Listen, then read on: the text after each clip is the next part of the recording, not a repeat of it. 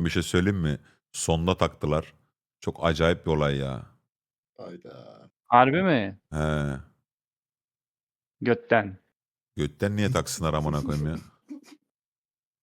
A, bir dakika, sonda önden takılan, pardon. He. Ben kolonoskopiyle karıştırdım. Yatıyorum tamam mı böyle? Birileri geliyor işte ziyarette falan böyle. Konuşuyoruz, gülüyoruz, eğleniyoruz. Alttan bırakıyorum amına. İnanılmaz bir hissiyat.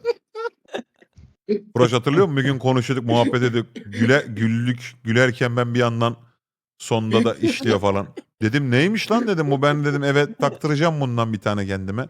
Hasan'a da dedim arada bir değiştirtirim. Acayip bir olaymış. Fena Takarken rahatlık ama baygın abi. mıydın? He? Takılırken baygın mıydın? Takılırken baygındım kanka. Onu canlı canlı taktıramazsın bu arada. Ama çıkarırken Ben ayıktı. taktırdım. Ben taktırdım. Sana şöyle söyleyeyim abi.